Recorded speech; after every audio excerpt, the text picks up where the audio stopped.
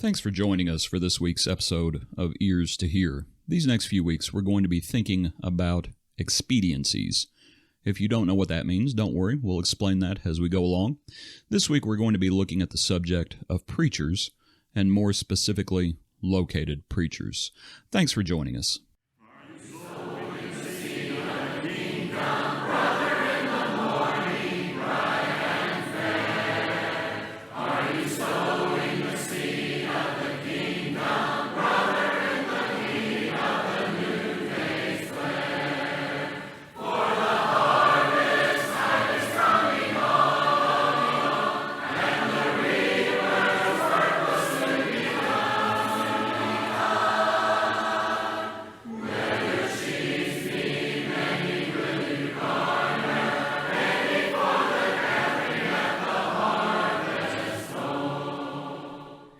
Again, we appreciate you joining us this week. Andrew, how are you doing?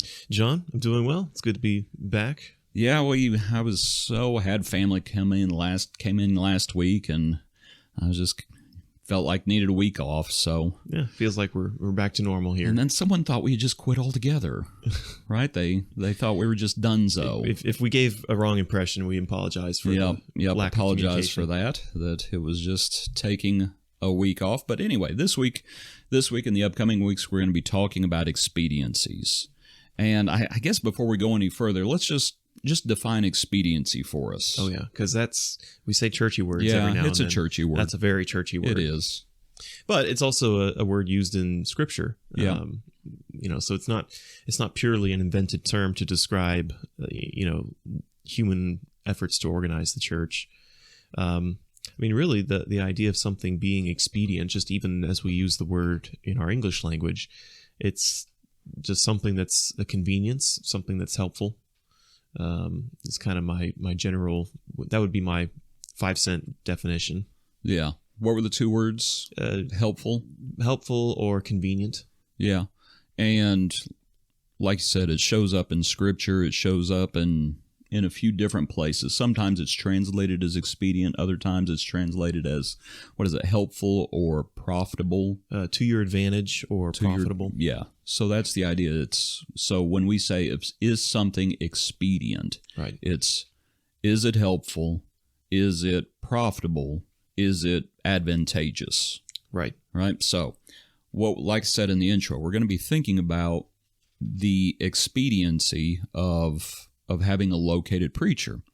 And you had asked this question a couple weeks ago just about this topic, and you're not the first person recently who I've heard ask about this or talk about this, the expediency of a located preacher. So I just thought we might talk about it on this week's episode. So when we say the expediency of a located preacher, and we'll talk about the located part here in a second. Yep. So if expediency means profitable or advantageous, it's what is the advantage of a located preacher? Right. That's what we're talking about. Right. A good summary of how to think about the idea of expediencies is found in 1 Corinthians 10, where in verse 23, Paul says, and he's talking about liberties there, and he says, all things are lawful, but not all things are helpful. All things are lawful, but not all things build up. And at least in my translation, it puts the phrase, all things are lawful in quotes. Seemingly, he's referencing things that the Corinthians would have said, all things are lawful. And Paul's countering that with, well, even if they're lawful, is it profitable? Is it worthwhile? Things may not necessarily be wrong or unlawful, but they may not be helpful either.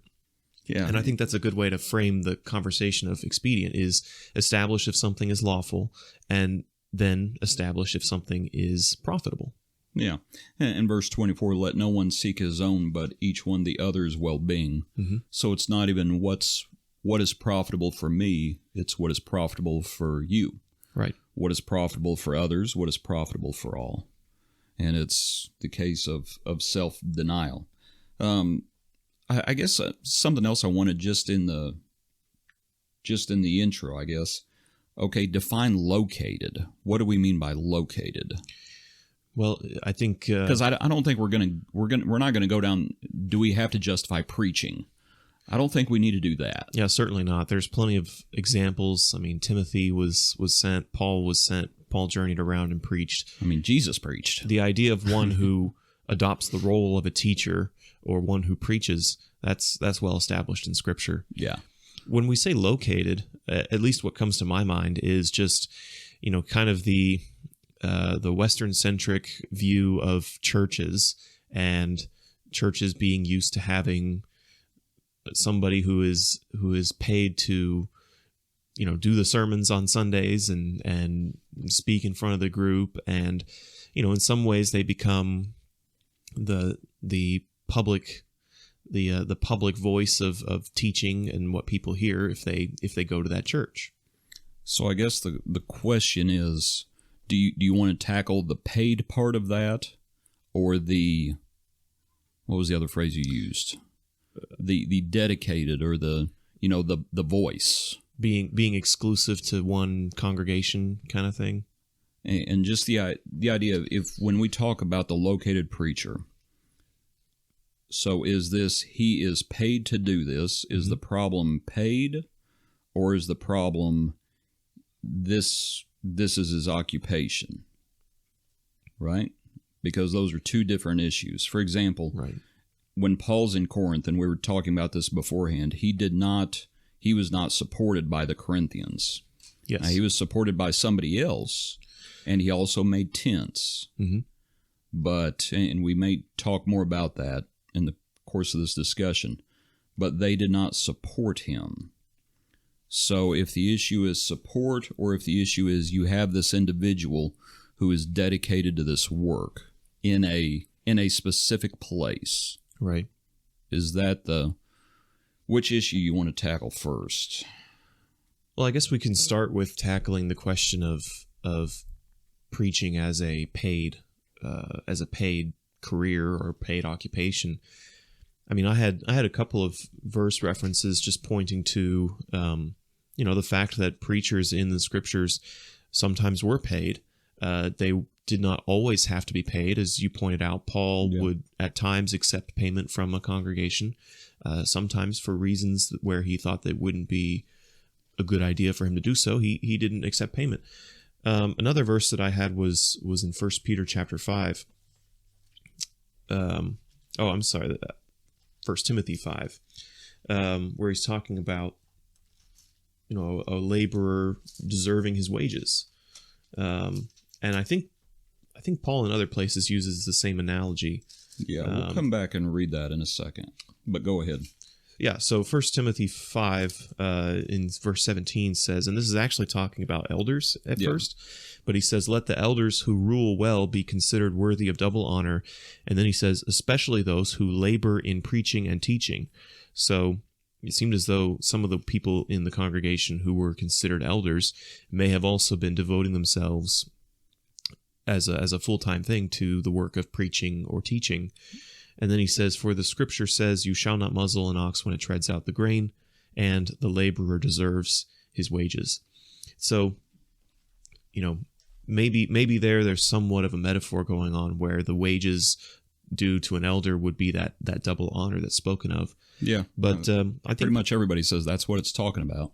That is the scriptural authority for supporting an elder who is also a preacher. Mm-hmm. I mean, that figure of, especially those who labor in word and doctrine. Right. I was just saying that I think maybe you could say the wages would be honor if it's not a full-time thing, but I think clearly from this and other examples, the wages can literally be wages. Yeah, I think so. And you have to deal with the word double there, double honor. Obviously, something else is being spoken about than just their attitude. So there we have an elder who's also a preacher. For example, Peter was probably in that position. Peter calls himself, it's in Peter. In 1 Peter, when he talks about that he himself was an elder. Mm-hmm. And so as he was an elder, but he was also preaching, and other elders in preaching. So then the question is, okay, because we're talking about the expediency of a located preacher. Well, here we have the scriptural authority for an elder to be a preacher. So should he be? Is he able to be a located preacher and receive support? Is that expedient? And it looks like, if the occasion calls for it, the occasion calls for it. Right. While we're talking about the subject, there was another verse I had in 1 Peter 5 where, sort of as you referenced, Peter, who himself was an elder, he talked about the role of shepherding as well. And there he describes it as, I'm trying to remember now the verse that I wanted, but in 1 Peter 5, he's talking about shepherding the flock which is among you. Yep, that's 1 Peter chapter 5 at verse 2, where it speaks about shepherd the flock of God which is among you, serving as overseers, not by compulsion, but willingly, not for dishonest gain, but eagerly. Right, and that there is what I wanted to also look at was not for the purpose of gain.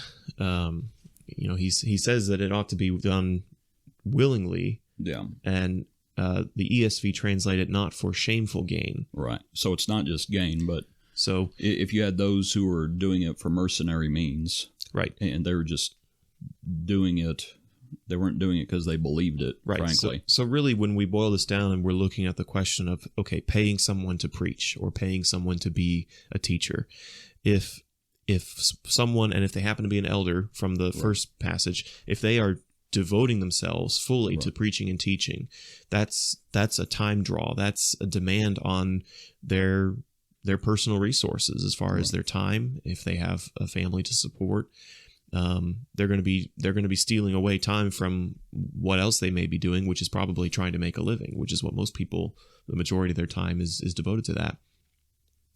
So if that's needed in order for that person to be devoted to teaching and preaching, then it says in Timothy that, they are due their wages. It's not wrong for them to receive wages for their work.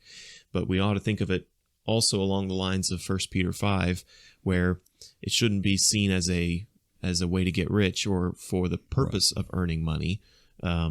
Really, the money serves as a lubricant to allow the study and the preaching and the teaching to happen. Yeah, and I mean, it just amounts to taking care of the preacher, right, or the elder in the case of the verse in Timothy. That phrase, "Thou shalt not muzzle an ox," that shows up. Like I said, it does show up someplace else, and it's in 1 Corinthians, where it actually.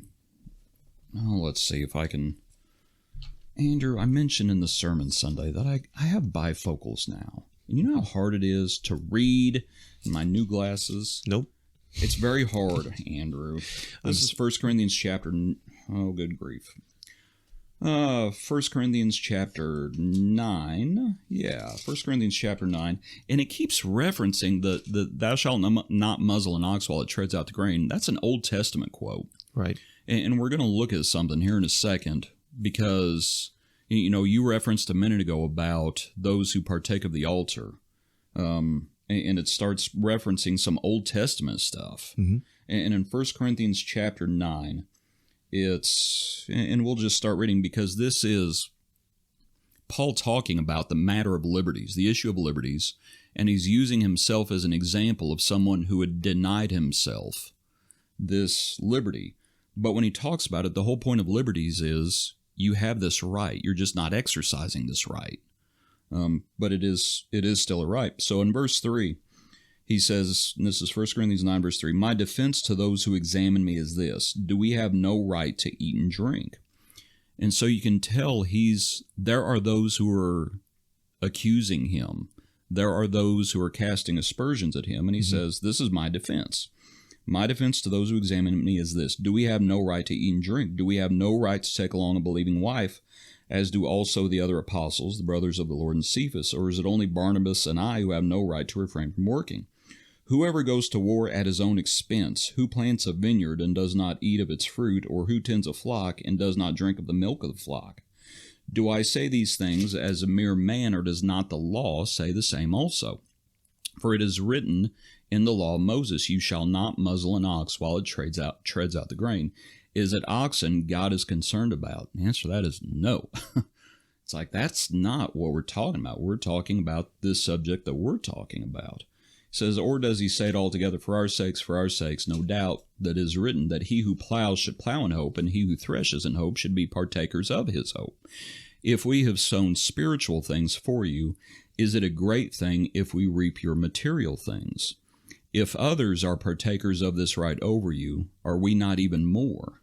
Nevertheless, we have not used this right, but endure all things lest we hinder the gospel of Christ. Do you not know that those who minister the holy things eat of the things of the temple, and those who serve at the altar partake of the offerings of the altar? Even so, the Lord has commanded that those who preach the gospel should live from the gospel. But I have used none of these things, nor have I written these things, that it should be done so to me, for it would be better for me to die than that anyone should make my boasting void.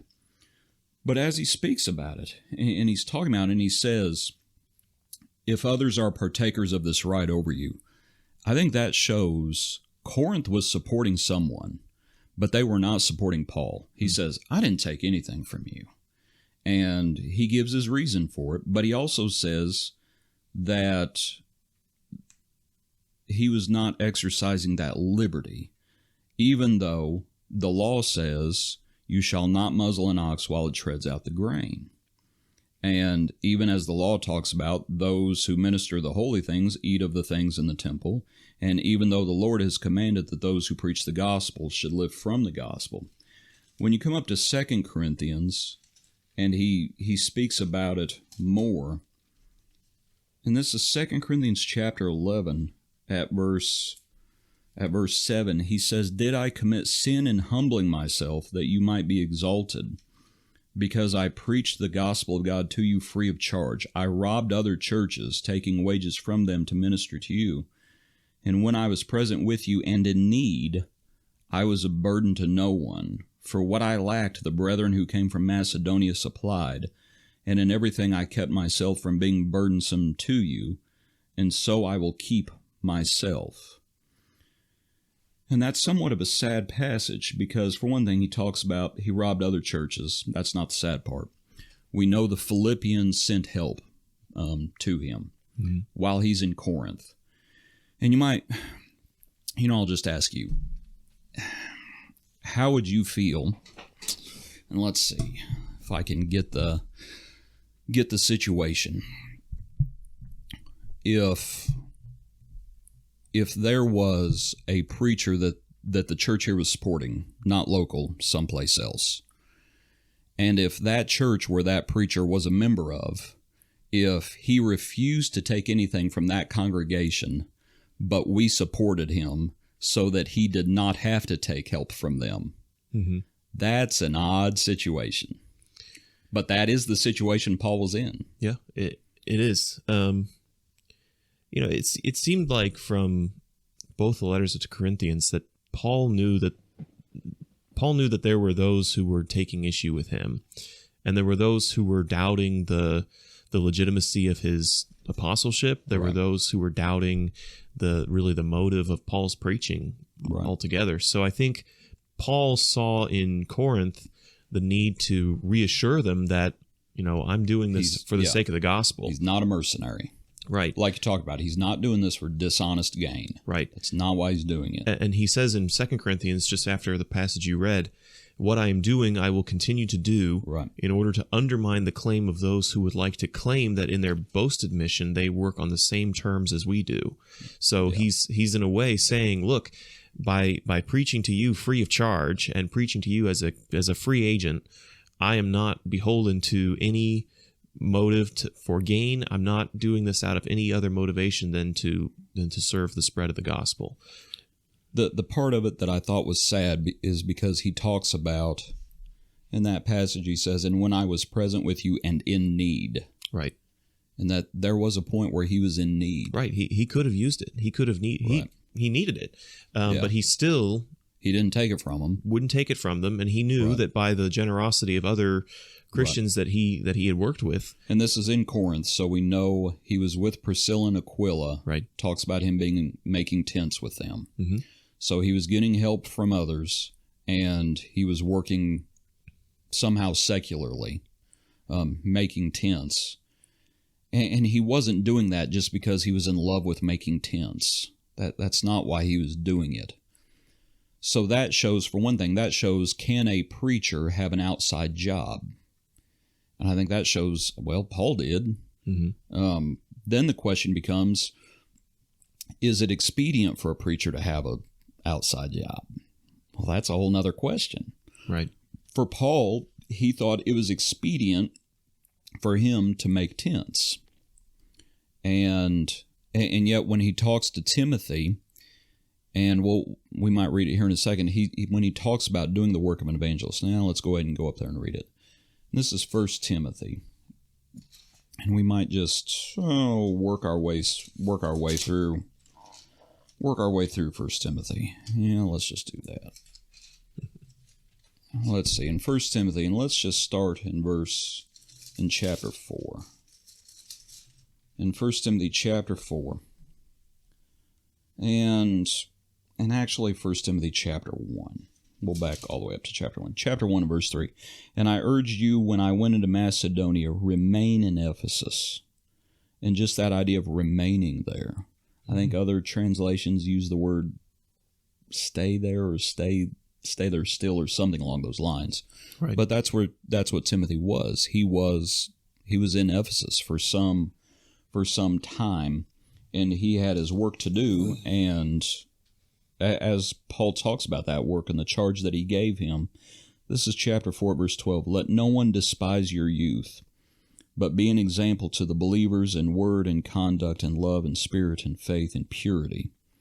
And that idea, let no one despise your youth. They needed to be careful how they thought about Timothy. And that's just, it would have been very easy for them to treat him,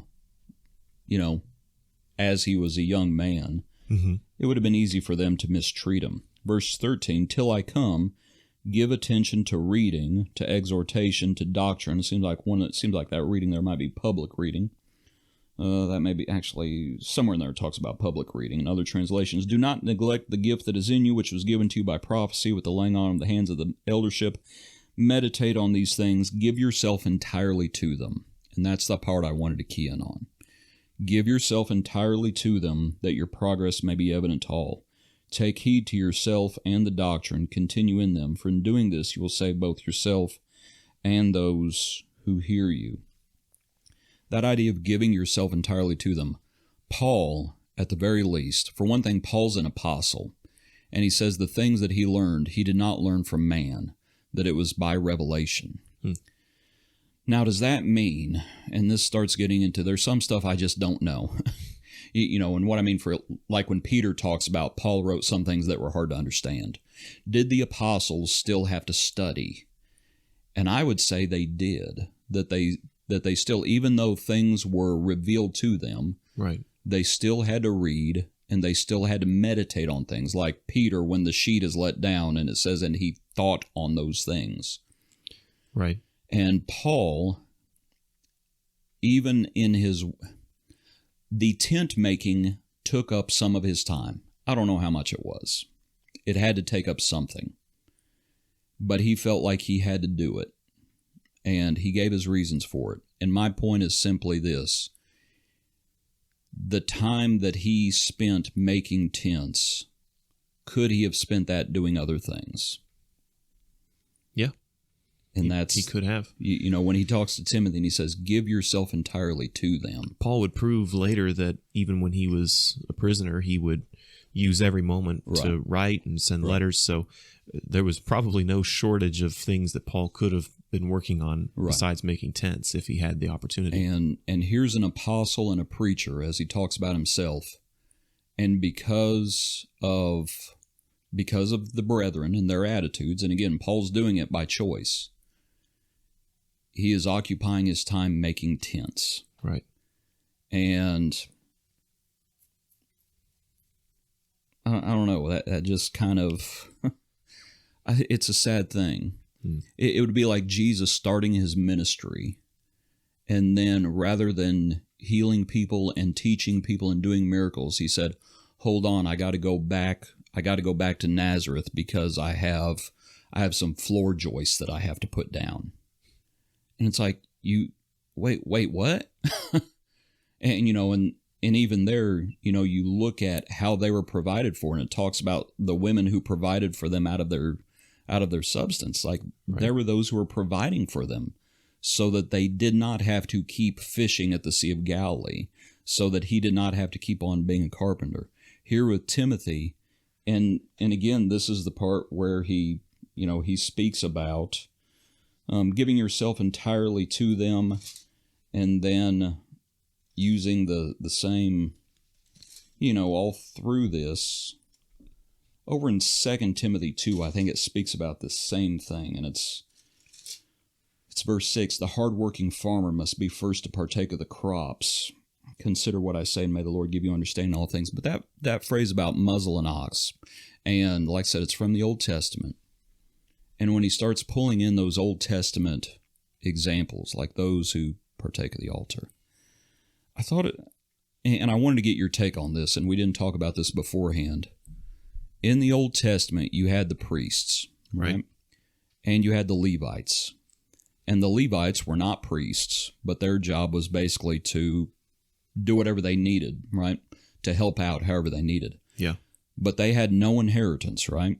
Right. There was not a land. Yeah. No land allotment. They had cities, but they did not have a land allotment like the other tribes. And the people were supposed to care for the Levites. That's one of the things the tithe went for. Right. And I was just wondering if the Lord was trying to teach the people, you need to care for these individuals who are dedicated to serving God.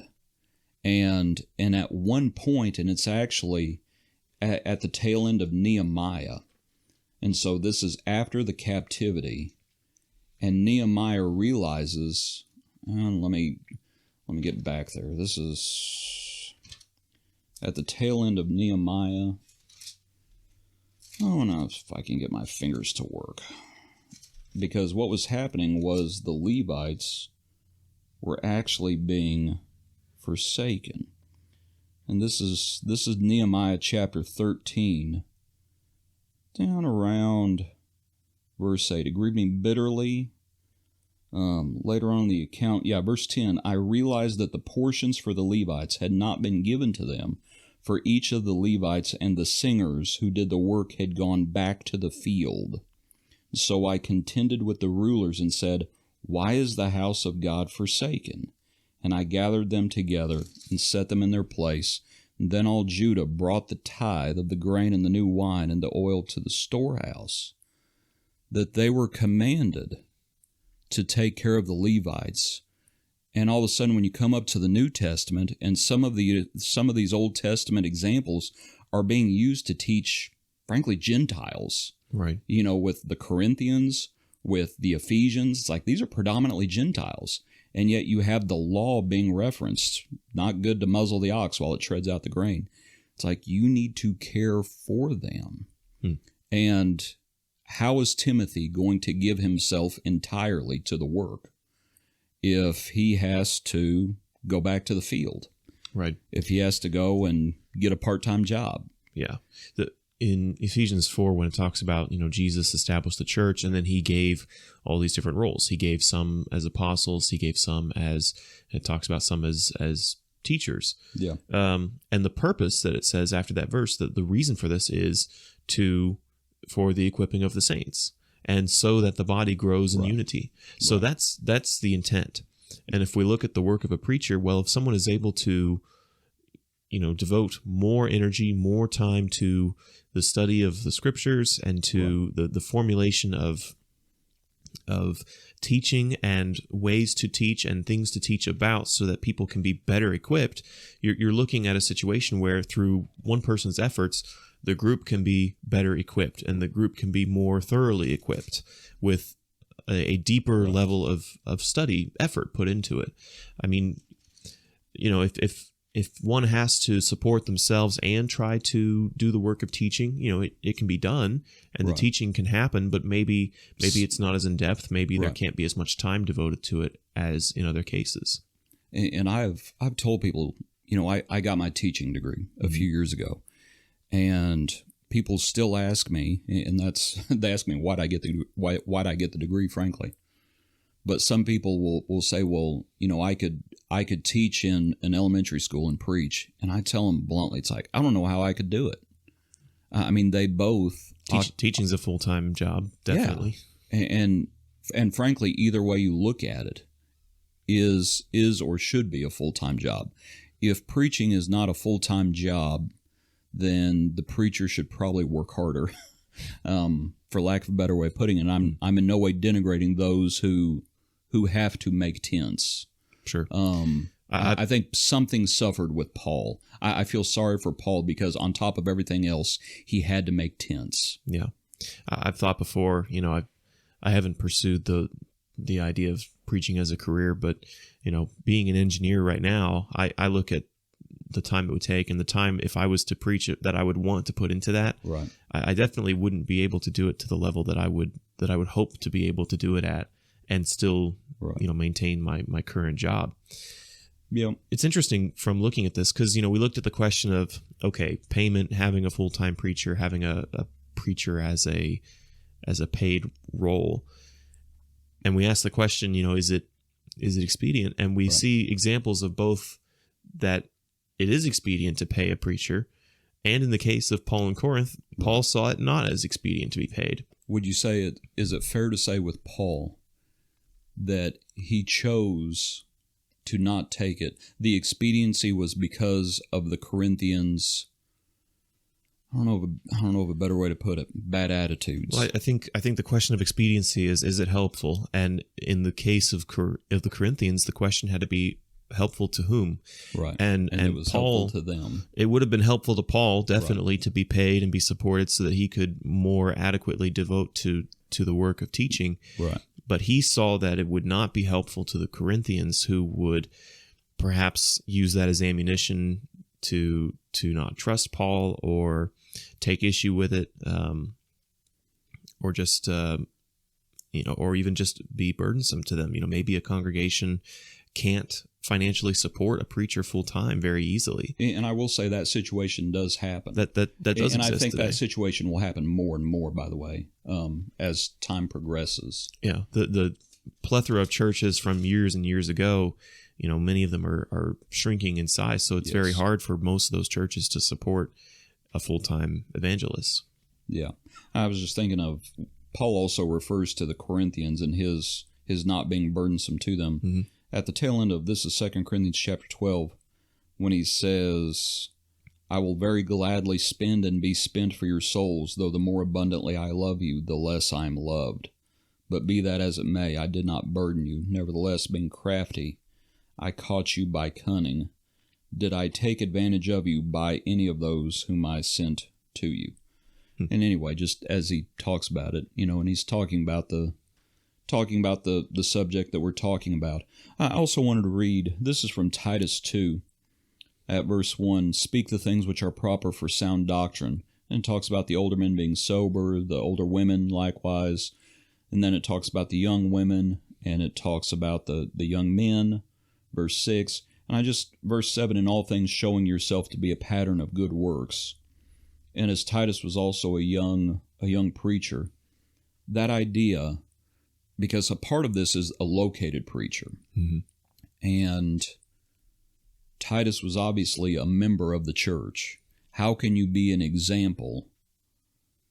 How can you be an example to the congregation if you're in and out all the time? Right. If you're just a traveling nomad, how can you serve as an example? You can't. Mm-hmm. That you are a member of that body for however long you're there. Some places Paul was only at a place for 3 weeks, Thessalonica, Corinth, a year and a half, Ephesus, 2 years. One of them, in thinking about this, there's an example of someone who was at a congregation, it looks like, for a long time, and it's actually the evangelist Philip.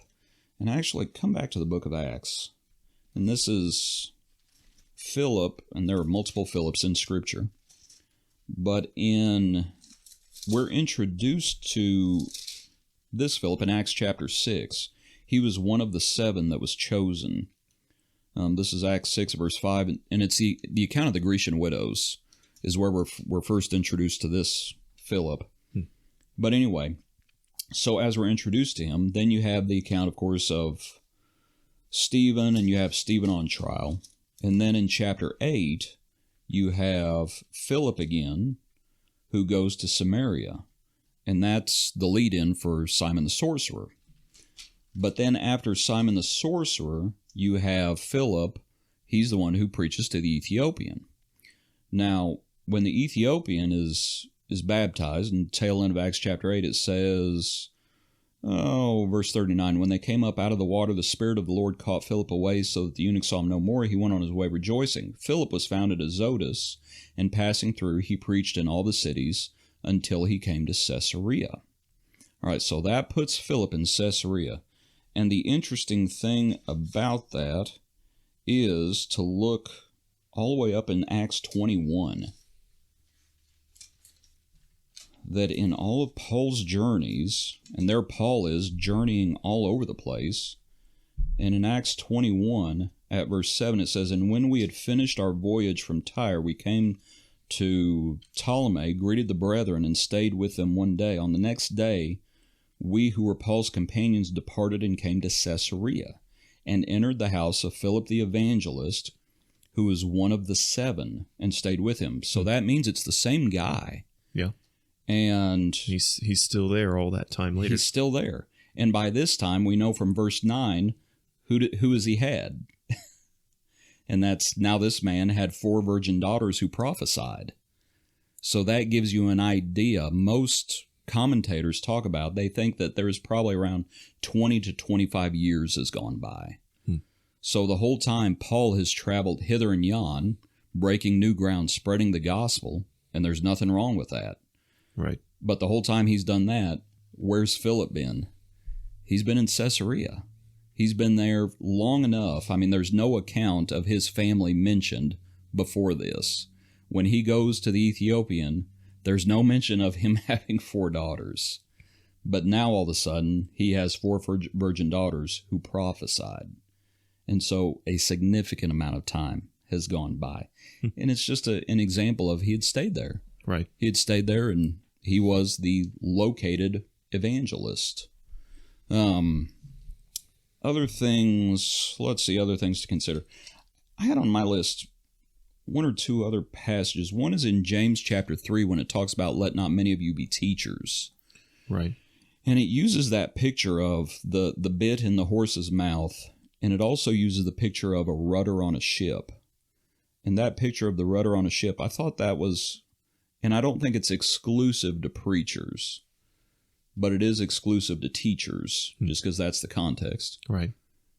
And I do know, I mean, it seemed like on those like big ships, like big, I don't know about in, 2,000 years ago, but they have multiple rudders, on like huge tankers. Don't sometimes they have like 2 or 3 rudders? I think so. But I will say, if they did have those things back then, just imagine if the rudders pointed in different directions. That's not going to work. But to just look at that picture of a rudder on a ship, and it is a dedicated piece on the ship, and without the rudder, the ship goes wherever it may. I wanted, as we close things out, I wanted to mention, let me just make sure. Oh, I didn't, and we'll come back to that. Don't let me forget to mention Galatians. Andrew, right. Don't let me forget. Pros and cons. So what are the pros of having a located preacher? Just simply.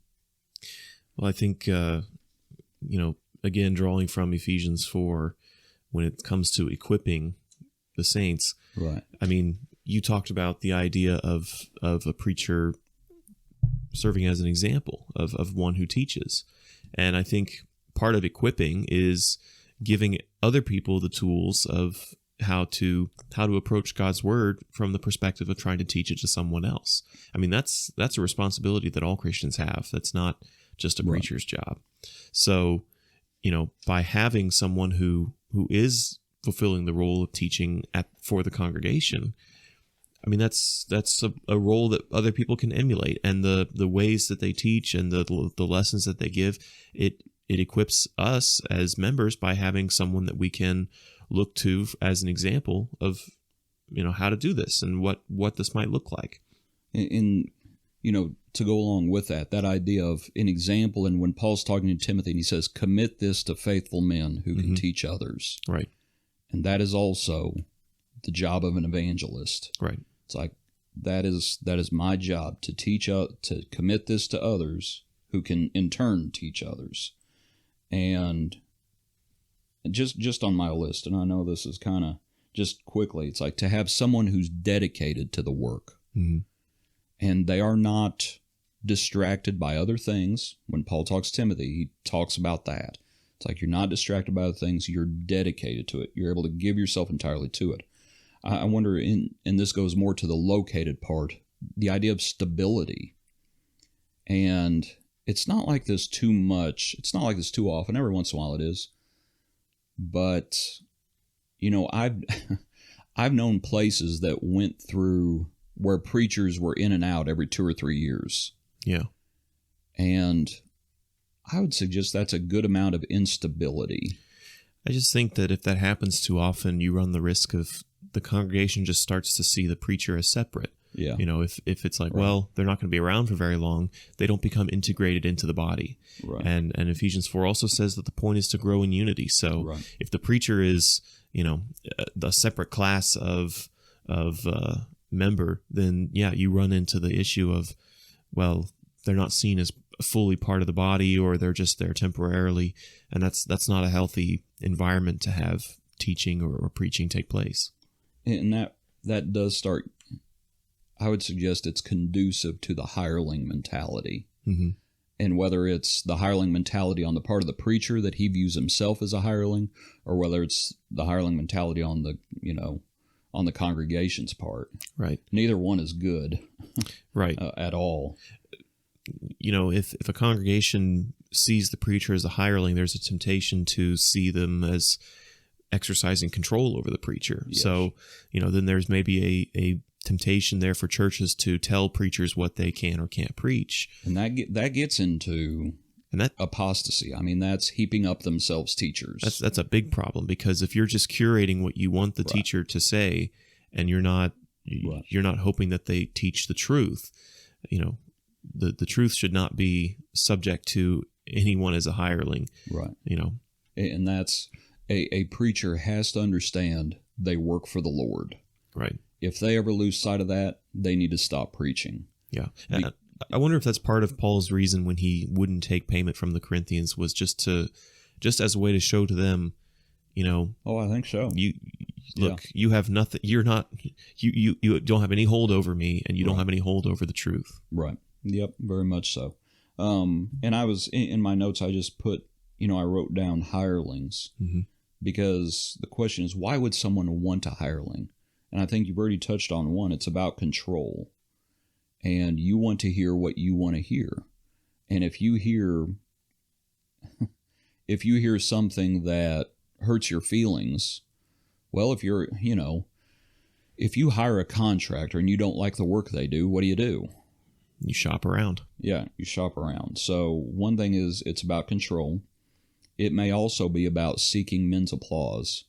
And sometimes preachers want men's applause, and sometimes the congregation wants a flatterer. They want someone who just flatters them. And so they're looking for a hireling, right? They have itching ears heaping up for themselves teachers. I think another reason people might prefer a hireling is because it effectively subcontracts their work out. Hey, we want to hire someone because we want them to do our work for us. That's one that I was thinking of that I see as a risk is, whether a preacher's paid or not, we need to be careful we need to make sure we're not risking becoming complacent in not doing any work ourselves. With the thing we talked about being an example, I think it's beneficial when people from within the congregation still do the work of preaching and teaching, Yes. and still take the time to, to give sermons during the times when the congregation is together, or to teach classes, and not just expect that, well, that's what we pay the preacher for, so they ought to do it all the time. And that's commit this to faithful men who will be able to teach others Right. also. Right. I think the strongest congregations are the ones that learn by doing, and Right. they gain a better understanding of the scriptures by studying it in a way to be prepared to teach it. I mean, the saying's been true over and over again. If you want to learn something Right. better, teach it to someone else. Right. Take on that role, and then you'll realize a new depth of understanding when you're trying to do it for the purpose of teaching others. And that should not be something that is only committed to a few who preach. Right. It's a shame if only a few people see the benefits of that deeper level of study. In Acts, after Stephen is stoned, and it says they dispersed, right? Mhm. And they took the word with them. Right. Did they have a class on evangelism before they spread out from Jerusalem? It doesn't look like it. No, but they had seen it done. They had seen it done, and it was what they held dear, Right. and it just happened naturally. It's like they were disciples, they were Christians, Right. and they took the word with them. The idea of hirelings, I want to be sure to mention in the account, and it's Acts chapter 19 and verse 13, where it talks about the itinerant priests. We do not use that word. Other translations, vagabond priests. We don't use that word much either. But it was talking about some of the Jews, and the New American Standard talks about who would go from place to place. Mm-hmm. And they were hirelings. And that's not a good thing. And what we're talking about is the opposite. If it is not expedient to have a located preacher, then you are leaning more towards, okay, should preachers just be itinerant? Should they just go from place to place and never settle down? Never settle down and be a member somewhere. And it's just different ideas. I also wanted to mention, though, before we go to Galatians, what would be some pros for not having a located preacher? And I think one you've already touched on. It would force others More participation of the congregation. Yeah. And it would force the issue. Right. So I guess that's a good thing, maybe, if it just opens everything up and it's everyone does what's right in their own eyes and everyone teaches what's right in their own eyes. That's not a good thing, but it would force others to step up. And I will say, I have known of churches who did not have a located preacher so that they could support other preachers. So just financially, Mm-hmm. they did not support their own, so they could support others. Whether that's a good thing or a bad thing, that's up to them. They chose to do that. Sure. The last passage I had for me was Galatians. This is Galatians chapter 6. When Paul, the Holy Spirit through Paul, says, "Let him who is taught the word share in all good things with him who teaches." And that verse, which I would encourage folks to see what the scholars say about it, because most say it is talking about support. But I would suggest it's talking about more than support. I think support might be included. But just that appreciation. Let him who is taught the word share in all good things with him who teaches. Mm-hmm. And just that picture of working together. Right. And appreciation. Not working, there's a difference between working for someone, that's the hireling relationship, and working with someone. That is a rudder on a ship. That is a mouth on a body. That is a preacher in a congregation working together. Now, do folks appreciate preachers? Well, they didn't appreciate Paul in Corinth, but nonetheless, he still loved them. Right. And he still did what he could for them. They didn't appreciate him, but that was on them. People didn't appreciate Jesus either. Yeah, they didn't appreciate Jesus. They didn't appreciate Paul. When Paul's talking to Timothy, and sometimes we read those passages as sort of an if this happens. Paul doesn't say if the apostasy was going to happen. He says, know this, they are not going to listen to you at some point. Yeah. and he's prophesying the apostasy that was going to happen. And he says, just be ready for it, because it's coming. But anyway, Andrew, we've gone over time. We've gone a little bit over our usual. We knew we were over prepared for this. Yeah, when we sat down. I know. But anyway, so this week we talked about preacher. Next week, are we going to talk about church buildings? I think we can.